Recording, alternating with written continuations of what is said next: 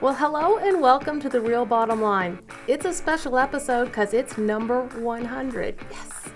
And normally as entrepreneurs, we don't always celebrate some of the achievements we have. So we thought we'd take the time, step back and really celebrate, this is 2 years in the making to have the 100th episode. So I thought I'd talk a little bit about how it started. And it all started with Neil Stephen from This Is Marketing back at the beginning of the pandemic. He started this thing called the Brand Accountability Bootcamp, and he ran it every morning for a long time. And every one of us, a whole group of very diverse entrepreneurs, would show up and we would talk about what's going on and what do we need to think about and this grant's out and all that kind of stuff. And after 111 episodes, Neil decided to put a pin in it, but he said, hey, if anyone wants to take over, you can. So I decided to take over the Friday interviews and turn it into a podcast called The Real Bottom Line. And we have tried so many cool things along the way.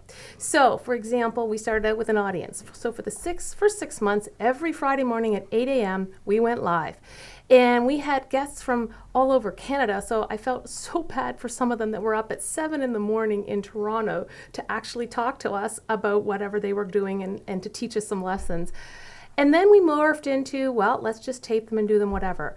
We tried Financial Besties. I had Francis Shagan come on with me, and we talked about things about money and CFO type stuff around running your business. We did a couple of replays with Eleanor Beaton and Tara Haddad because they were such great episodes. And so now we're here at the 100th episode, and we're doing something new again today. We're live. We've never shot it live. We've always done it through Zoom. And joining me today is Donna. I'm so glad to have you here. I'm so excited to be here. So Donna, you are the one of my guests actually from back, and I was so excited by our episode. You've been in business 35 years. Oh my God, what an achievement. And today we're going to look at all the clips from some of my favorite episodes, some of the fans' favorite episodes, and just add some commentary to it. So excited to do that. Yeah, so you've built a company that has evolved as the market has evolved. I really love that you've done that because you started out buying ads for people. We were media buyers. You're kind of like this whole encompassing strategy marketing company, solving client challenges using the head, the heart, and the soul. How has that evolved for you, and how can we relate this back to some of our guests today, do you think? I think in business, everything is evolving all the time. And certainly in the marketing industry, it's at the forefront of change and popular culture and consumer behavior. And so we are a dynamic industry. So it's almost impossible to be successful and rest on your laurels. So you've constantly got to be changing and be learning new skills and adapting and so on. And that's what I love about the marketing industry, frankly, is just that it's, someone says, how can you do something for 35 years? Well, diverse number of clients in different sectors, and our industry is changing dramatically, so it's kept me intrigued. There's always something to learn, and so as a curious person, that just, it thrills me. Your embrace of curiosity is, I think, something I also like, and I think that's what has really driven some of these episodes. Like when I went back and I was picking some of these episodes, it was so hard because there were so many great guests over the last couple of years. And, we distilled it down to 12. I read 256 pages of transcripts to try and figure out the nuggets. And as I was doing that, before to get the audio clips for today, and as I was doing that, I was really struck by how much as a collective, as business owners, we've learned on our journeys, and that it's so important to share that. And I think that really is the crux of The Real Bottom Line, is to teach these nuggets so that other people can learn from what other people have done. It's fascinating to hear other people's stories. I don't think that we can say that words teach all that often, but hearing other people's experiences and with heart and soul is really just such a fantastic opportunity on the journey of life and in work. So I love what you're doing with the podcast, in that you're really bringing to the forefront. You're not kind of corralling it and mandating it. You're just letting it go where it goes, and it's rich territory for entrepreneurs and people to listen to. So I really love that that kind of opportunity to peek inside entrepreneur's life. Yeah, there's so much richness there, as you said. And it's been so interesting, too. My guests have been from around the world. I have interviewed people from the UK, Australia, people in Mexico and South America, and the US, across Canada. So I love learning from different perspectives globally as well, because I think that adds to the richness. Business is done differently in different places, and there's something to be learned from each of those places. Yeah, and I'm curious, even though there are geographical and cultural differences, I think a lot of what we deal with as entrepreneurs is really the same. Yes. You know, we deal with the same things. So we deal with, what's happening in our business. We deal with what's happening with our clients. And we also deal with what's happening in our head. I love how you've queued that up, Donna, because that's where we're going to go today, in those three areas. I'm looking at operations, and we're going to listen to some clips from some people who had some really interesting things about operations. Then we'll go into the branding, marketing side. And then, like you said, it's the inside job. It's how our heads and our health, our mental health and everything that really does affect our results. And we have to be aware of that as entrepreneurs. That's right. We're going to talk about operations first. And the first clip we're going to listen to is from Ross Simmons.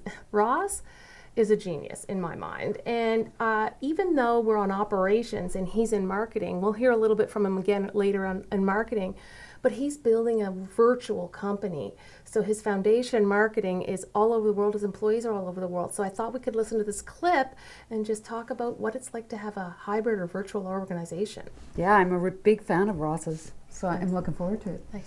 Yeah, so we've been remote work since the beginning, and it was intentional. So for me, when I was working in my first career, it was in the office. Everyone had to go to the office. That was the way that it operated. And prior to even starting Foundation, I told myself I wanted to create a company where we could attract some of the best minds in the world and ultimately give people the ability to maintain some flexibility in their lives while also giving them the ability to do some of their best work. So the way that we do it is we invested a lot into an high quality onboarding experience. Our onboarding experience is filled with documentation. It's filled with videos that people have to watch. It's filled with in-depth experience where they go through and learn the Foundation way. We have spent a lot of time intentionally planning and trying to create the perfect first week. And on that first week, we have them meeting teammates, meeting other Foundationites. We have them put into a designated Slack channel. We have company swag and documentation delivered to them. Those are some of those things that make sure that up front, the onboarding experience is strong. We then believe in over communication. So we're big believers in written words. So there's a lot of documentation. There's a lot of emails that are being sent. Those things happen often.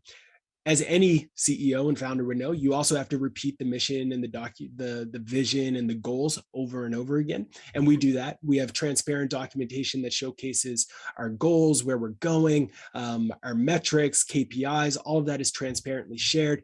Folks know everything that's going on in the business. And if they want more information, they can get access to it. We celebrate wins regularly. So we have shared Slack channels where the team is always talking publicly about what their wins are. We're celebrating each other. We do a regular award to Foundationites who are living up to their values. We do coordinate and schedule regular sessions with the team on training and development, both professional and personal training and offerings. We make sure that our goals are transparent because we think high performance is rooted directly in your ability to see your goals and what you want to accomplish. We have always hired self-starters, so people who try to really jump in and make an impact themselves and also have that ability to really communicate in a way that is meaningful and place a lot of emphasis on that. And then on top of that, we have some Slack channels that are just for fun. So we have some channels that are random and water cooler moments where people will ask questions, or an AI will put up a question inside of our Slack and it will say, where's somewhere cool that you've been, or what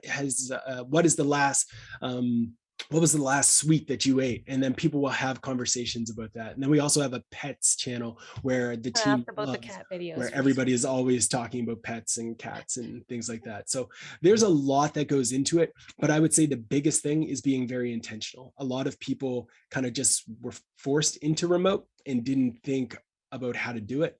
And because of that, they kind of just did it in some type of like sloppy way where they brought over a lot of the old ways of business into this new modern approach. And it's kind of cost them in some ways where the culture just doesn't evolve with the remote time. So those are some of the things that we do. Hopefully some folks can find a nugget or two out of there that they absolutely. can.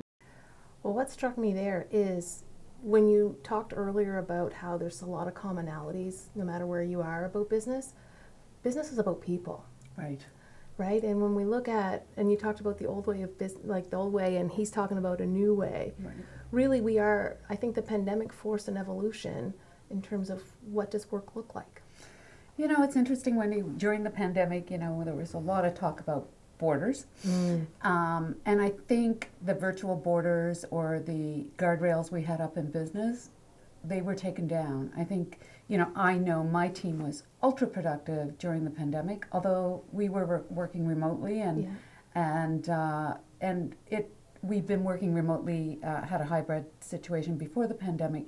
But this idea of these guardrails of business being done a certain way, and it's a tragedy that a lot of people just went back to doing their work and running their companies the exact same way and forcing people back to work, which has also had a backlash.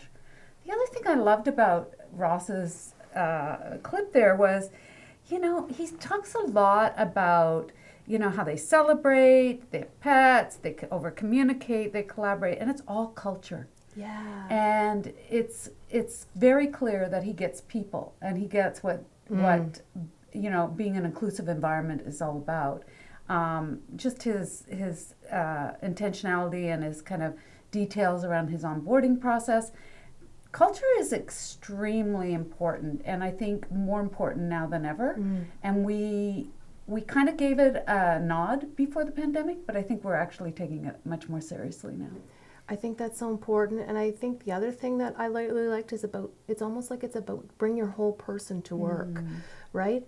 Get in and talk about pets. Where did you go? Like, and that communication, and then and recognizing that, you know, we are human, and that having that little jolt of humor or that little joint of, oh, someone gets to know me. It doesn't have to be at the physical water cooler. Yeah, I mean, one of the beautiful things about the pandemic was I got to meet my clients' kids, because during Zoom calls, their kids were crawling all over them, and it just made everything just a little more human. We still got the work done. Yep. And I could relate to a lot of our clients who are parents trying to parent and be teachers and so on, and their struggle. That's so fascinating.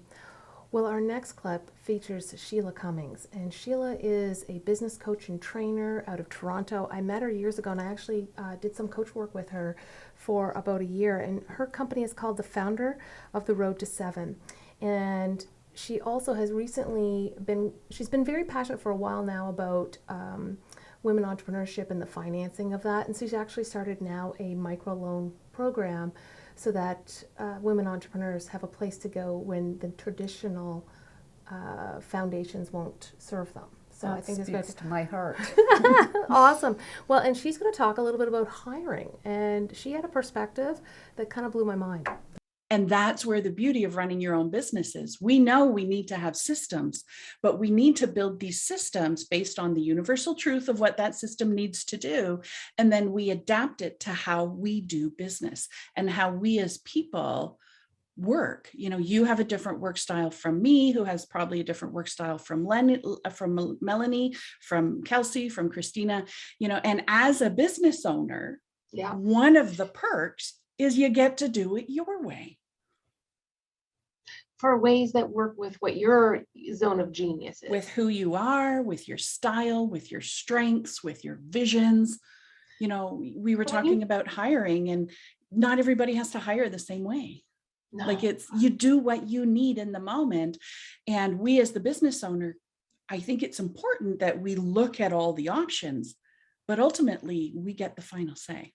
One of the things that Shelagh has said in some of the interviews we've done is about hiring.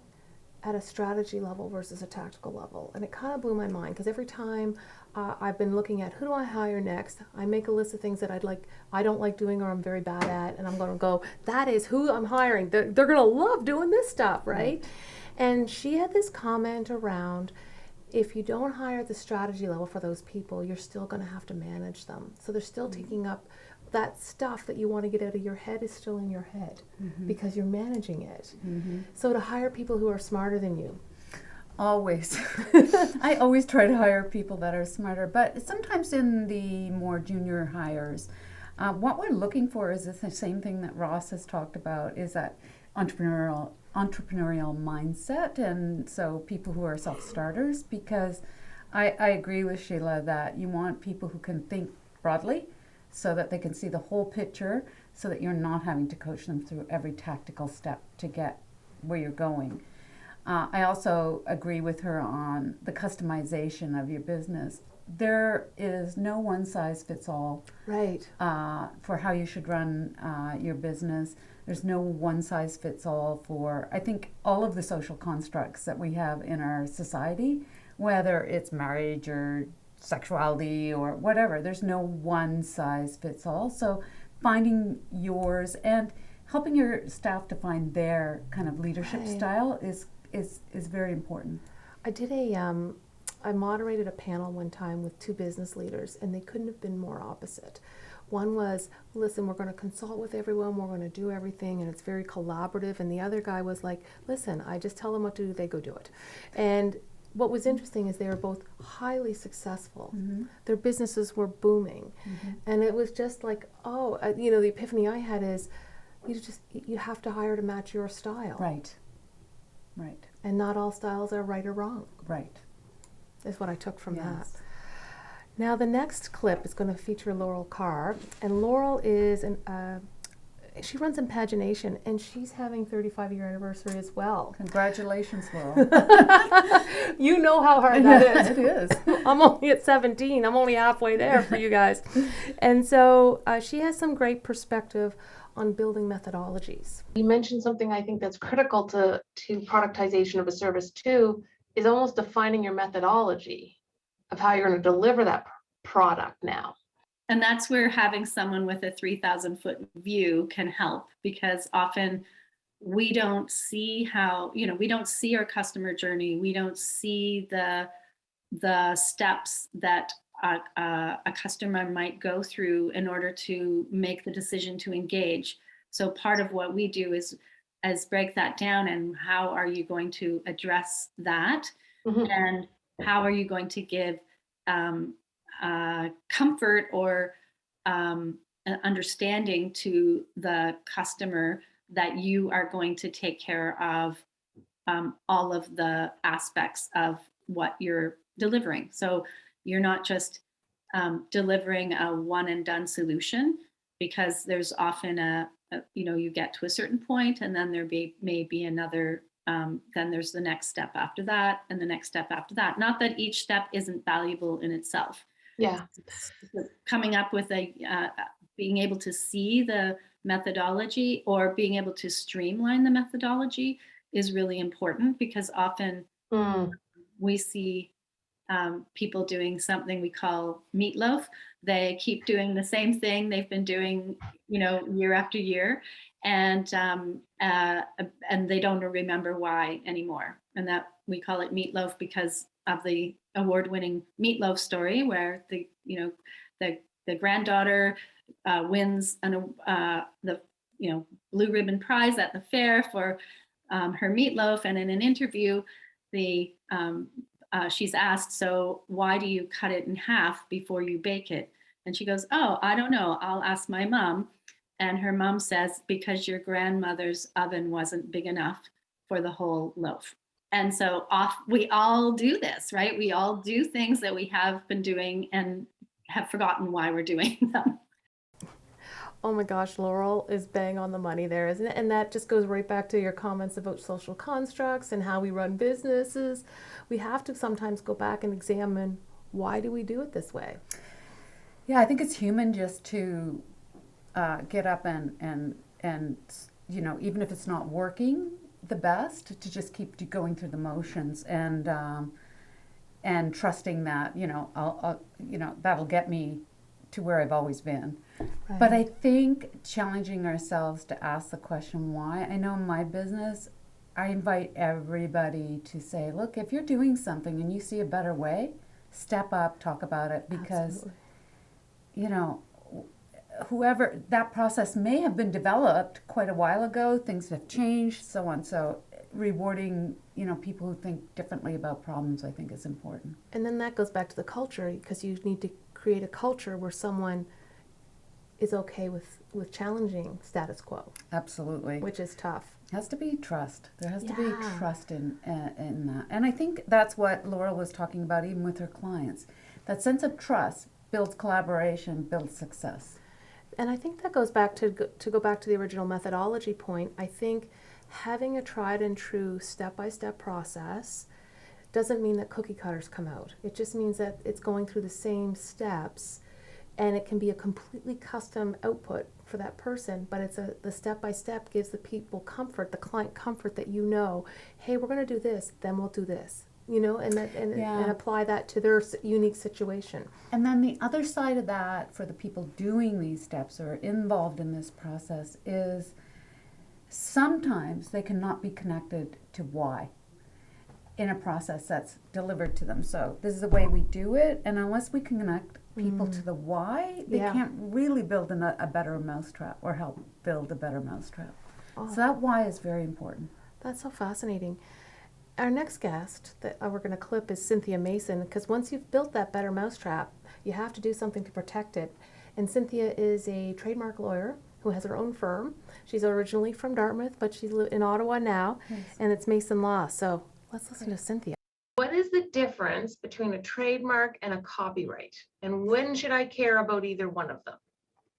Well, a trademark is really the name. It's the primary trademark you have is your name, like your business name, and your other trademarks are your logos. Sometimes you have a tagline. If you have a specific product or a program or a service that you're offering and you've given it a unique name that's different from your business name, that's a trademark. It really is the things that people use to identify what it is you're selling. Yeah. Copyright is it's the body of law that protects your content. So the text that you write, if you're an artist, it protects, your drawings, your paintings. If you're a photographer, your photographs are protected by copyright. It really is, it's content. It's the body of law that protects your original ideas that are written or articulated in a specific form. So it's content. Trademarks are the visuals that you use to identify a source of a product or a service, and copyright is the content. So when I do my website or I do a new document, I write a little copyright symbol. How strong is that? Well, it's a symbol to the world that you are claiming ownership of the copyright on the content on your website. And, generally speaking, most people know you shouldn't copy other people's words. I think this is a step, this whole copyright trademark, that we gloss over as entrepreneurs, right? Because it's one of these, I'll get to it things. It's an expense. We're so full ahead that I think that this is a step that's not always considered.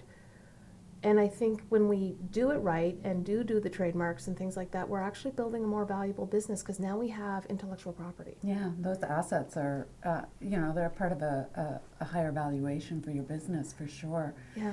Any kind of IP is. I'm guilty of kind of not paying enough attention to copyrights and trademarks in the past, so I understand that completely. And I think we only, in some respects, only really start to look at it when someone's kind of overstepped a boundary. Right. Yeah, it's almost like retroactive. Yeah. Reactive versus proactive. Yeah. It's one of those things I think that more people should be paying attention to as they develop some of their unique methodologies and they come up with the names for their products and all those things, because those are those are the things that are in the market and they need to be protected. Let's face it, Wendy, nothing's original. It's all a kind of aggregation Right. of your own methodology, if you will. And you bring up a really good point. If you trademark it, it is now an asset in your business, and the asset in your business ultimately makes your business more valuable Absolutely. And more attractive. and more attractive. And this is a lovely bridge, I think, over into our next segment where we're going to talk about marketing and branding and how important that is. And that's your gig, man. You do that. We do, yes. So we talked a little bit earlier about the evolution of marketing, and our first clip's going to be about personal branding from Monique Bryan. And this woman is exceptional at what she did. She started out selling jewelry globally, and she was in fashion, and she became a branding expert from a personal perspective. And this is the clip we're going to listen to her. I love it. What is personal branding? How do you define it? I define it, I think it was Jeff Bezos who said, it's what people are saying about you when you are not in the room. That is your personal brand. Because we can be out here talking about what we do and who we serve and how amazing we are and whatever. But when we're not in the room, when people are having conversations and personal branding comes up or finance comes up, whose name follows? That is your brand. When they think of, I always like to say, I work for testimonials. All entrepreneurs need personal branding. 110%. 100%. Because now, more than ever, people want to know who they're buying from. It's faceless brands. Those days are over, especially in cancel culture where we're at right now. Everything is, who am I giving my money to, and who am I aligning my values with? Who am I endorsing? Because it says a lot about you for the products you buy, who you interview, even who interviews you. And you don't always know this person's like all their values and all their story, but now more than ever, it's important that you do that research. So, personal branding, what it is, personal branding, why we need it. What are your thoughts on this as a marketer? So, personal branding is a really interesting subject. And I have my own personal thoughts for myself, and then I understand how you build a personal brand. I mean, Yeah. Kim Kardashian built a personal brand. She sure did. Yeah. And say what you want about it. It's proven to be successful for her. But I think it's important that we also live up to our brand. Authenticity. Right. And I Yes. think personal brands are probably built over time. So I would like to think that when people talk about me when I'm out in the room, they call me dependable. Oh, Like, okay. you can rely on her. When she says she'll do it, she'll do it. Yeah. And that comes with doing it Time, And space, repetition. over and over again. So I think there is a personal brand, and I think it's really important to understand your personal values and live those, because they really are the foundation for your brand. So understanding your values is really important, and how you promote that. But I also think it's the living it every day. That's so true. And I think social media has amplified that. And it's so easy to make a little misstep there, I think, and people have to be so conscious of that. Brands have been, decimated by consumers who didn't like what they stood for. And I would go and sit down at the boardroom table surrounded by their brilliant leaders. And I'd ask them the question marketers need to know, which is, tell me about your customers. And it was very surprising to me how often I couldn't get a good answer to that question. So either there was, disagreement on the team about who the priority was. Like one person might say, we're really going after these folks. And somebody might go, yeah, but like also this audience really matters to us. And the other thing I get was really vague answers with a lot of confidence. So people would say, our ideal customer profile or ICP are companies that sell on the internet with anywhere between 10 and 500 employees. And then they would stop and I would wait and I'd go, and that's everybody. What do you mean? That's not an ideal customer profile. That is, you just described, aside from enterprise and very small micro businesses, everyone in between is your customer. And so it was clear to me from my own journey with building the wrong product because we didn't understand our customers well enough, to seeing this challenge with a lot of product teams that were building good products but couldn't get the right audience for them and couldn't attract people because their messaging was off, that there really needed to be more of a focus on understanding who the customer were. There's so much gold in there, Donna, so much gold. And I blame Katelyn for the fact that I now do customer research. But it was interesting when I did, I hired someone to do the why they buy, or the what is the job to be done. And it was fascinating, the information that came back. Totally not what I expected. So this is my world. More often than not, clients will come and they have a view of who their customers are. And let's face it, people buy products and services based on need or desire. Mm-hmm. So understanding what your product or service, what need it's filling is an immediate first step.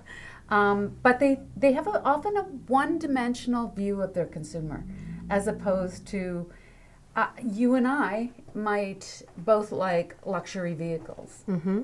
but that doesn't mean we're the same in terms of other areas of our life, or how we come to decide on what luxury vehicles or what luxury vehicles mean to us. So understanding, the psychographics, the demographics, the preferences, the belief system of consumers is really fantastic. Why they buy. Right. It's Katelyn's spot on. And I feel like a lot of people, and I've been 100% guilty of this, we make assumptions, mm-hmm. right? Oh, I want to serve so-and-so, so that's who my audience is. Yeah, and I love this ideal customer, she makes a good point. We'll often get, the demographic is 18 to 54 or 25 to 54, and, that's a lot of people, and most 18-year-olds aren't consuming the same kind of content as 50-year-olds, and right. not the need state is very different. So segmenting your audience is really important. That's so cool. Our next clip is Diana Lidstone, and she also has decades of business experience. She used to own her own stores and things, and now what she does is she helps typically service-based business owners really figure out what they want to sell, how to sell it, and all that kind of stuff. So nice. Building the product, if you will. Nice. Your business is like having a coin. There's two sides to that coin. There's your expert side, mm-hmm. and then there's the business side. And yeah, so many of them, go and get certifications, or they leave corporate, and they've got this expertise, but they don't know how to turn it into, or they don't know how to monetize it. They don't know how to create a business around it. So that's one thing, but I also would say, is there a challenge around creating product? Yes. So can you talk a little bit about what it means to create a product in a service-based business? Like your business, you have created a product. Product allows you to shift from being this super customizable, whatever, one-on-one all the time. And when you are one-on-one like this all the time, there's a ceiling, there's a cap on how many hours and how much income you can make, because your income is tied to the number of hours. I call it selling time. Such a big deal, selling time, right? And it really does cap potential. Service-based businesses have been in that time model for, selling hours for quite a long time. And really, we've started to shift our focus a little bit to what's our value proposition and what's our return on investment of what we do to for our clients. And because we really want to sell value. Yeah. Not time. Yes. And expertise. So, productizing is very, very difficult. Like as we were talking, like it's a matter of aggregating and this unique selling proposition or methodology in your business, and packaging that up in a way, and copywriting or trademarking, and using it in a way that brings value to your clients. I mean, that's what it comes down to, right? Is the value. And I sometimes dislike, for example, when I'm talking to a service provider and I go, here's what I'd like to do. And they tell me it's going to be between this and this. Mm-hmm. And I'm like, how could you not know?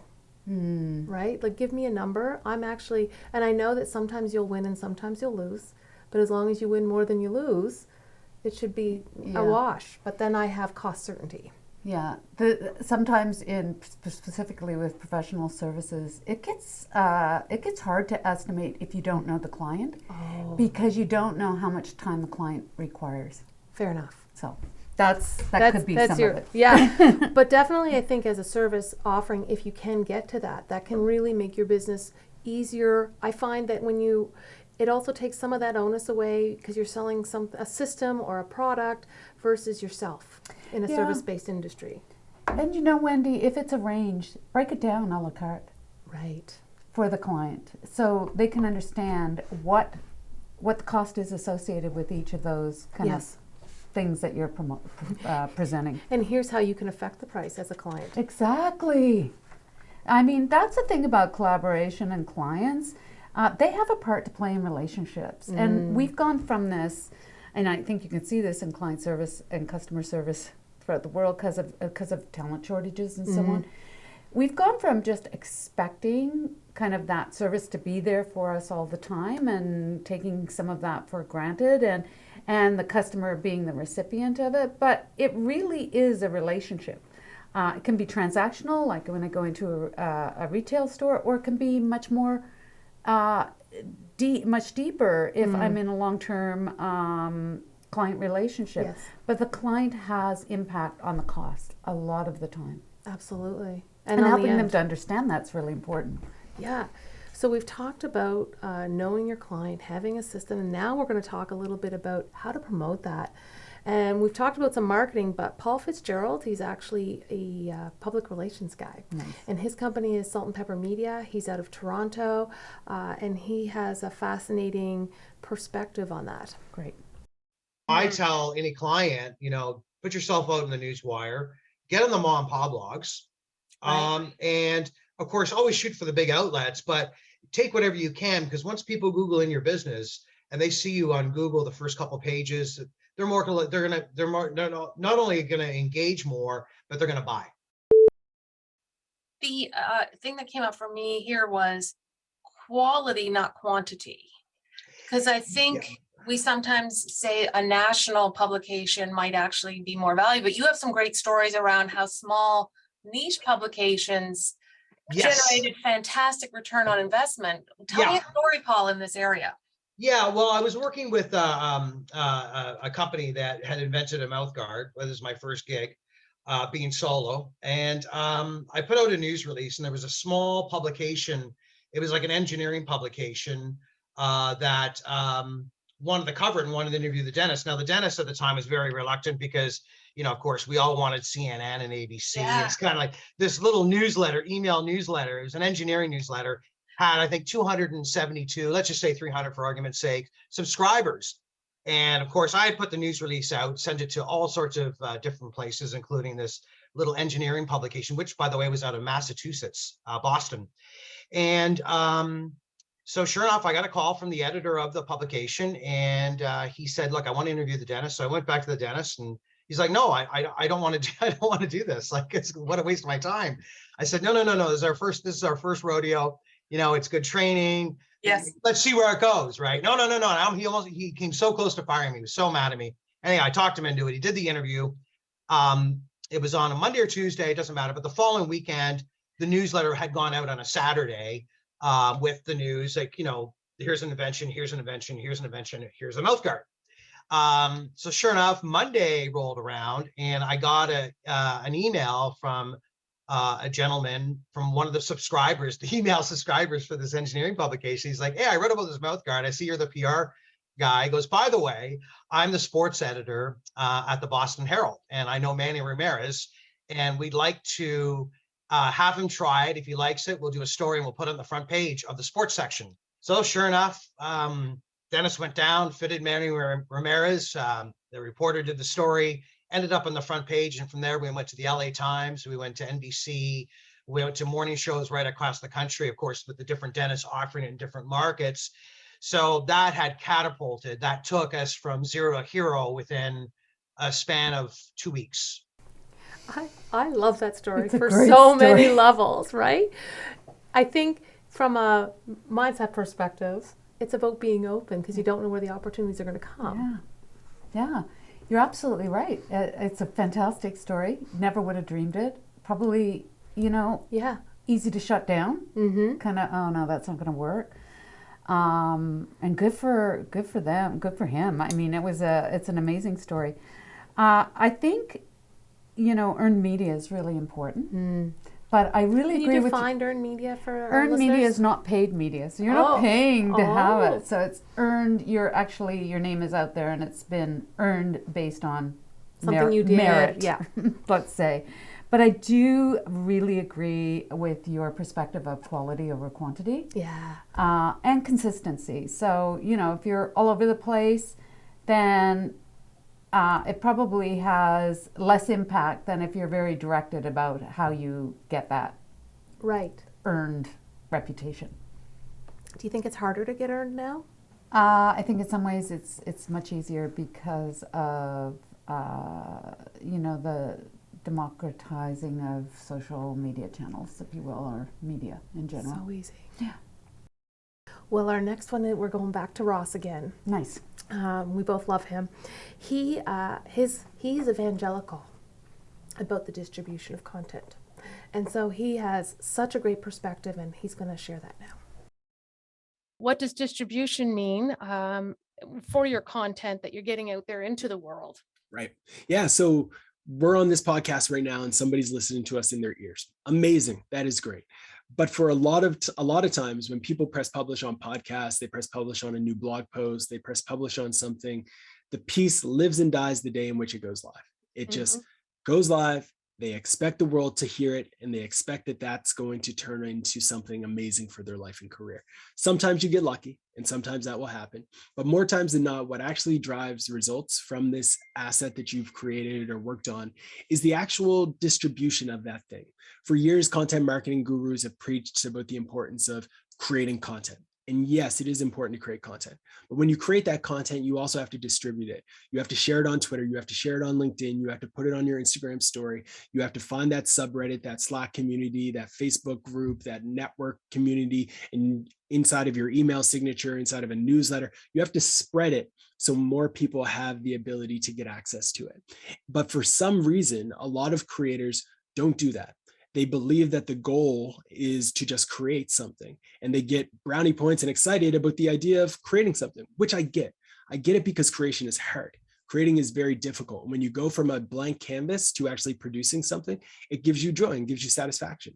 But what you need to also remember is that that satisfaction can be 10x'd when more people get to consume it. So you have to start sharing that thing. You need to promote that thing, and you have to get over the fear of being judged by your peers for being too promotional. Because at the end of the day, everybody has so many things that they actually care about more than whether or not you're being too promotional, that it doesn't matter that much. And the reason why I say that is at the end of the day, right now, while someone is listening to this, they're going to hear this episode, they're going to hear that podcast. It's going to be great. I hope they get a lot of value out of it, but then they're going to go off and probably have to deal with a crying toddler. Someone's going to have to go deal with a dog that just pooped in the middle of the living room. And those are things that will now have your attention. You're not going to care if you happen to see Wendy promote this again tomorrow. It's not going to bug you, because you're going to view it as someone is trying to add more value to their community and their network. So those are the things that you want to do. Those are the things that you want to invest in, is ensuring that you're distributing your stories consistently. As usual, truth bombs all over the place there. I feel like with Ross, like we can apply that message across a number of places. And the thing I can remember, makes me think of, is my first year marketing course that I took, and it was taught by Professor Kling. He was this big, tall Texan dude, and I was a member of the back row superstars, so I sat at the back row. And he talked about SRC, which was self-reference criteria. And I've used that screen for a lot of things, right? So the fact that we feel like we're bothering someone or being too promotional is really SRC. Yeah, well, hats off to creators, what you're doing here. I mean, Ross is right. Creating is like amazing. It's really amazing. Takes a lot of courage, and so hats off to creators. But Ross brings out a really, really good point, and that is reach versus attention. So content is ubiquitous right now. Like you can't, I have so many choices of what content, how many podcasts and so on. Never been more choice for content. Do you remember growing up when you had a few channels, like, and you I had one. Yeah, so you're, like you had no choices. Now we just have endless choices. And you can grow your following, and that's really important, and it's very important, all of Ross's points. And that's your reach or your distribution. But the important part now of breaking through is attention. And that's a much more complex notion than reach or gaining a bunch of followers. It's how do we grab the attention? And generally it's by being generous. But there is a lot of content out there. It's unbelievable, the amount of content. So we have to, yes, put it out there. Yes, be bold. Yes, be courageous about that. And we also have to look for that data back, that it's from the people that we're reaching. Is it grabbing their attention? I'd also like to go back in Monique's point about personal branding and your thought about authenticity. I feel like to cut through, you actually have to point of view. Yes, absolutely, and have a well thought out point of view, because there's a lot of content out there that's just opinion with no kind of nothing behind it. Right. Now let's transition a little bit around, into the mind, the inside game, and how that can affect and help you grow your business. I feel like that is maybe the most overlooked place where you can make the biggest strides in your business, is even how you show up. What are your thoughts on that? I think the inside game is the most important game. Managing the noise in your head. Yeah. And keeping and really just becoming a pro at that is a lifetime journey. And I think it's the most impactful thing that you can do, because it does affect your mindset. It affects how you lead. It affects, how many boogeymen you see. Like, it really is, the inside game is the biggest. And with the rise in mental health issues in the workplace, we really owe it to ourselves to keep our heads straight. Oh, that's an amazing point of view. Well, the first person we're going to listen to now is John Swain, and he is an accountant in Nova Scotia, and he has had an amazing journey in the inside game. So let's listen to that. I always had it, although I was misguided in the way we were growing. What I never lost was our purpose. I mean, we always had a very solid sense of what our purpose is, and that's to inspire small business owners. I had that since I was 14. And so because that was so entrenched in everything that we did, he thought that we were ripe for a transformation. And that's, essentially a whole overhaul, a whole purge, a whole, setup of strategic system, continuous improvement environment, the whole kit and caboodle. And we did it. And it wasn't cheap. It cost about as much as I paid for my house originally. We did get some funding for it, but that's the leap of faith that I took because, it was so important. And what that taught us, I could talk for days about the transformation that happened, but here's the biggest highlight. What it taught me was that I had to let go entirely. First of all, I had to let go of my ego. Yeah. There is no place in an organization, I'm sorry, but there is no place for an owner's ego. And some people will disagree with that, and that's fine. But for me, I had to lose that. I had to understand that this organization did not rely on me to sit in my ivory tower and decide, how it was going to be run. If I wasn't willing to bring process to the people, to allow the people to shape the process that they inevitably were going to be living in, and until I was ready to let go and let them make the adjustments and learn to take control and take ownership of the process and me step aside and just let it happen, I was never gonna get through this and poise myself for growth, true growth. Fascinating clip, Donna, and kudos to John, because that is not an easy journey to recognize when you're kind of getting in your own way. And ego can be something that saves you and it can something that sinks you. Yeah, I mean, entrepreneurism is you need a certain amount of ego to think that you can succeed. But you're absolutely right. I mean, you said it, or one of the guests said it. Like, you hire smart. Get out of their way. I'm always a firm believer that you learn from everyone in the room, so it doesn't matter what their position is. But the other thing that I think it comes up here, and I think it's something that I've toyed with for a long time, or thought about for a long time, is that you have to be fit to lead. And I don't mean physically fit only. I mean, although that's important. It's, if you think about in the armies, the leaders of, the successful leaders in any area are they're putting their oxygen mask on, and they're being of service to other people by looking after themselves. And I think this idea of being fit to lead is really important. So John's done a lot of inner work, it sounds like. Yeah. And that's really important. Yeah, absolutely. I think that, like we talked about, it's this area that we skim over. And I think we push through a lot of stuff sometimes. I think entrepreneurs have a big impact on the people that work with them.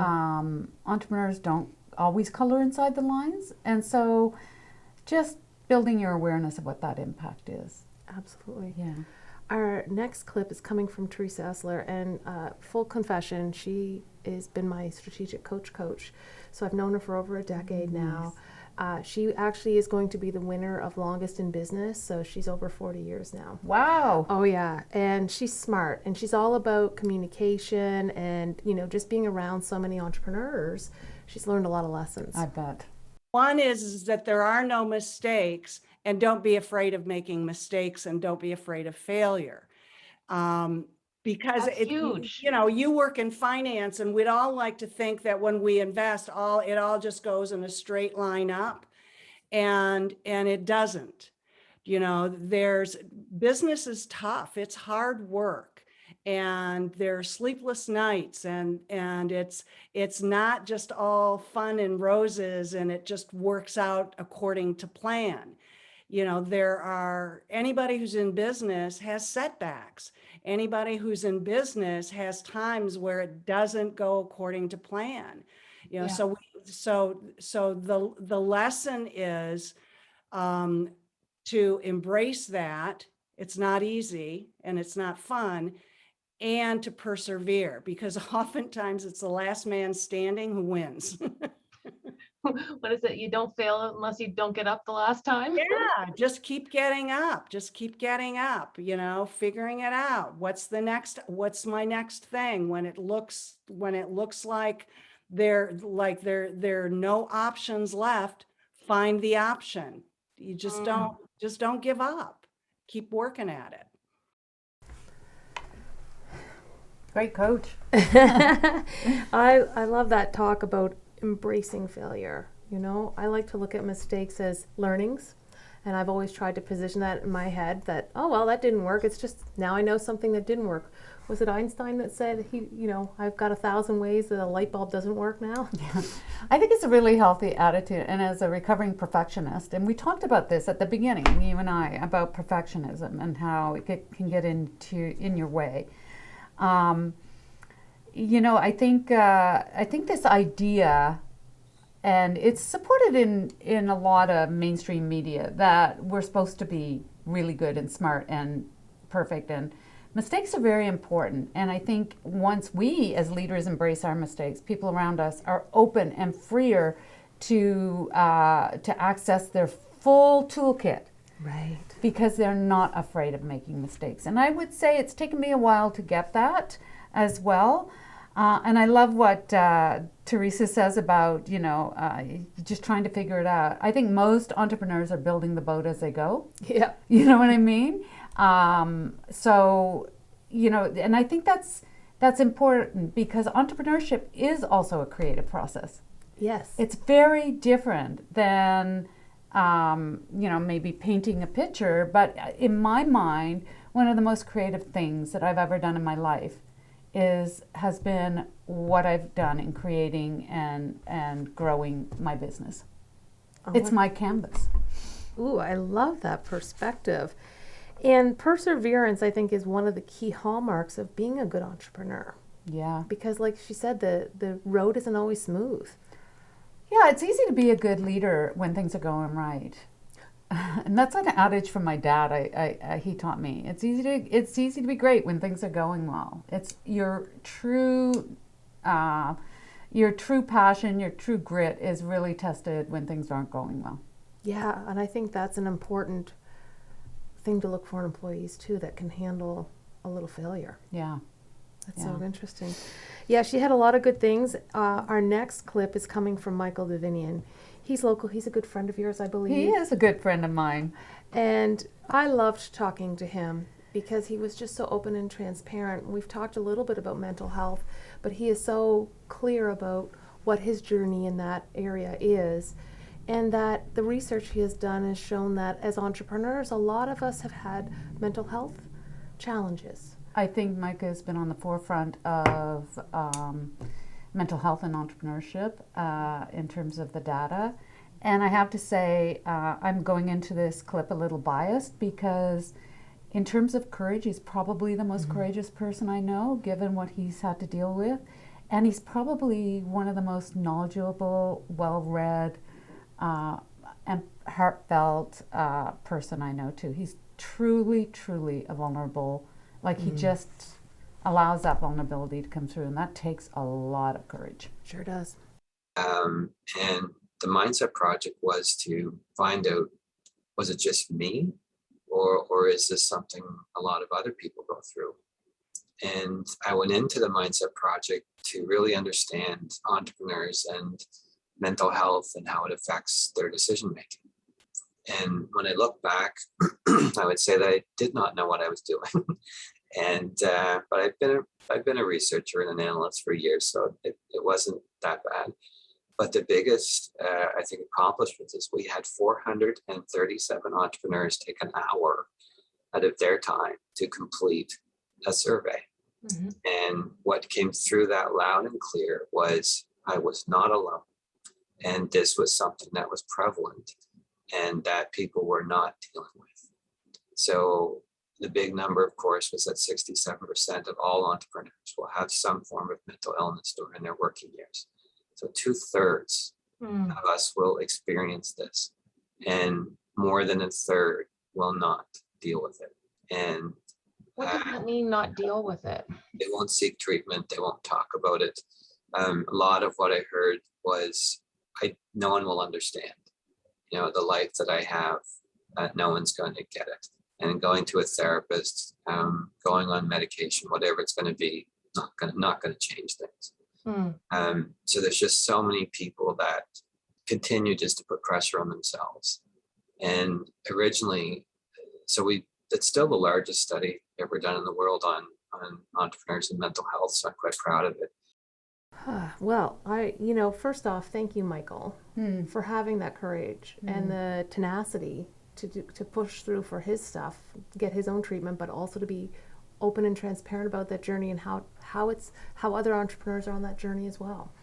I loved when he said, I didn't know what I was doing. I mean, that is truly, truly vulnerable to say that. And we have all been there. Like, there's some things we've done and we go, I don't know what I'm doing, but I'm just going to go give it the... But I think what Michael's big legacy is how many people he's touched and trying to remove the stigma of mental health. Mm-hmm. And I think, people might have thoughts about how that should be done, but he's doing it. He's the one in the arena doing it. And I think it's it's super important that we kind of tip our hat to someone bringing to light, these issues. What's also interesting to me is how few people, or how the stigma holds people back from getting help, right? Because if we're talking about the inside game and how that affects your business, it affects all parts of your life, all aspects of it. So, I think what Michael's saying is it's okay to go get help. Yeah, he's saying it's okay that you feel that way. Yeah. It's okay to go get help, and you're not alone. And there's such power in that "you're not alone" message, I think, for entrepreneurs who often wear masks of "I got it together." Oh, absolutely. Right. Yeah. When have you met an entrepreneur that didn't say everything was going fantastic? Well, yeah, and I think there was a period in my life where I had a bout with anxiety, and I remember my daughter, who's in the mental health field, said, "You need to tell people." And I went, "Why?" And she said, "Because everyone thinks you've got your shit together." Oh. And it would be really important for people to know that you also, just because it looks that way. And I think in the age of social media, where we're all putting forward our best life, I think having these honest conversations is really important. And it's not like I'm wearing a banner across my chest about it, but what Michael's doing in bringing technology and research to the table is really, I think, so important, to be commended. Our final clip is Anthea Mumby, and she has just, she was in the property and casualty insurance business, her and her husband, and they just sold their business, and now what she's doing is helping primarily entrepreneurial couples build their vision, which is so important to know where you want to go. And then there's a tie into mental health on that.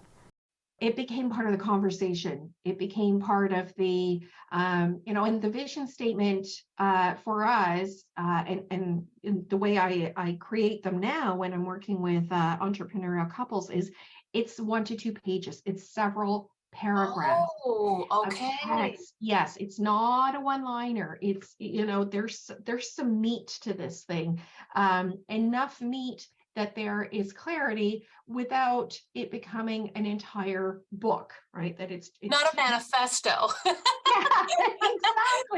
exactly. And yeah, so with team members, we would share it. Yes. We would have a conversation around it with them.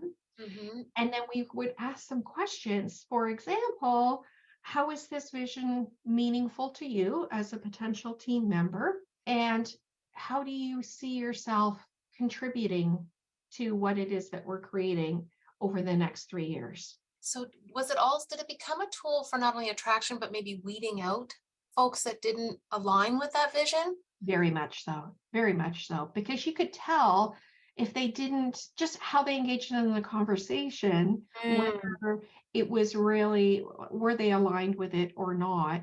And, if you kind of got like yeah, it sounds good, and they gave you a canned answer, then that was a pretty good indicator that, paying lip service to it as opposed to saying, Do you have a vision statement, Donna? Yes, I do. And we have a vision statement. I have my own personal values. Our company is it's very important that everything we do is infused with our values in our company. But it's really interesting, the dynamic of working with couples in business, which has a whole other set of challenges and opportunities.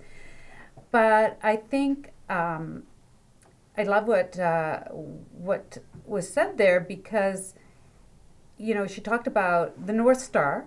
Yeah. And some people they're not going to get on the bus with you. Yes. Not everyone is going to be aligned. That doesn't mean that you shouldn't have your North Star. Yes. And although sometimes, people leaving or not coming on that bus can be painful, in the end, every time, and I've had 35 years of, history, it works out for the best. Right. It works out for the best. So it's really important to have that mission statement. And I think, I can only imagine that with a couple, having those two sets of values, merging those, finding commonality, that could be a challenging process. Absolutely. And then to tie that back into mental health, if you know your why, which is part of what that vision and mission becomes, that's helpful. Mm-hmm. Yeah, because if you know the why, on the days that it's not going well and you can't see that light, you have that to hold on to. That's kind of your buoy, if you will. Donna, we've reached the end of our clips. Wow. They were fascinating. We could do this all day. I know. I felt like that too. So what were some of your key takeaways from those clips today? Well, I think let's go back and see. Like, I think culture in an organization, so important. I think Ross really pointed that out well. I think trust. You know, when you think about it, I got a lot of human stuff out of these clips. Business is business, but we're people. Yeah. And so, you know, the importance of culture, the importance of trust, the importance of making mistakes, particularly. Yeah. The importance of taking care of our health, physical and mental. I think the importance of doing our own inner work, which I'm a big believer in, and I know not everyone is, but I am. I think those things are, I took the human things, and in the end, you know, I think the human part of business is the part that turns me on the most.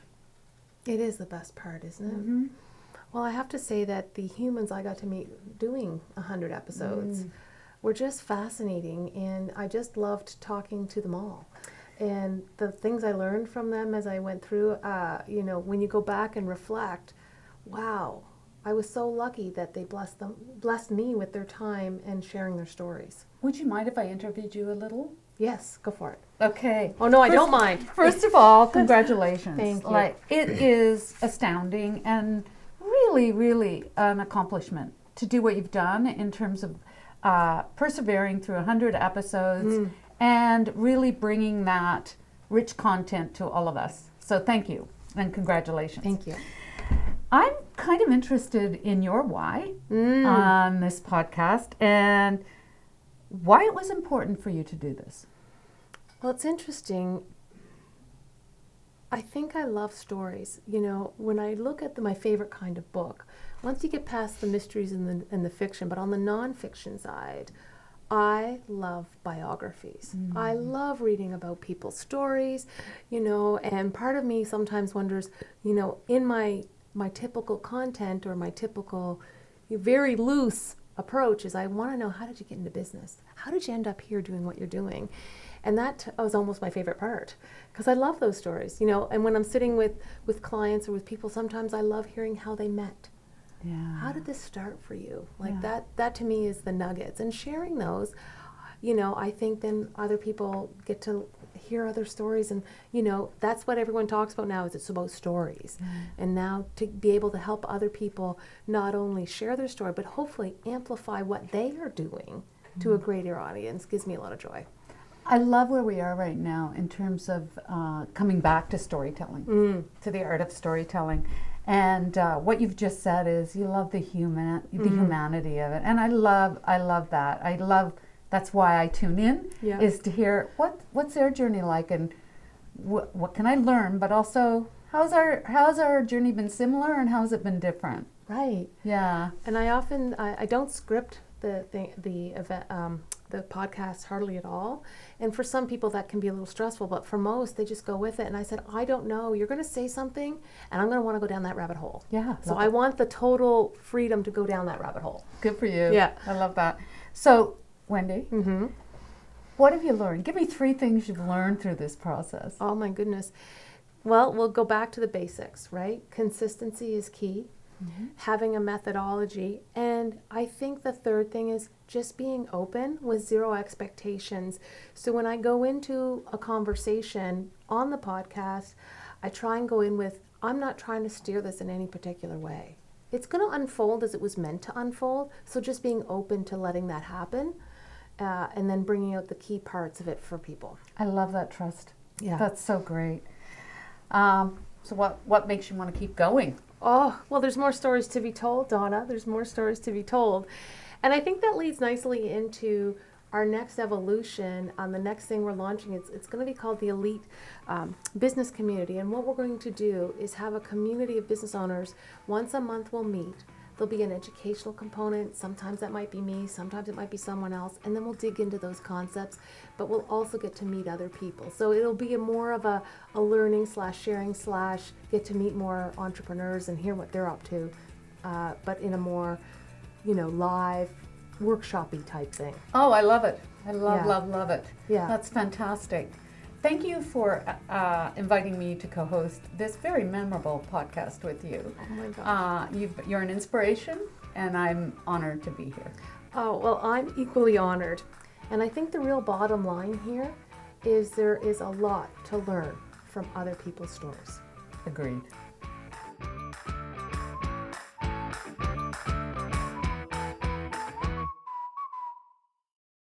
So that's a wrap on The Real Bottom Line, our 100th episode. We featured clips from 12 previous guests, and oh my God, they're gold. And what is also gold is a number of them have provided us with gifts for you, tools, resources, opportunities that you can take advantage of. So go to our website, blackstarwealth.com/100 to sign up to receive them. You won't regret it.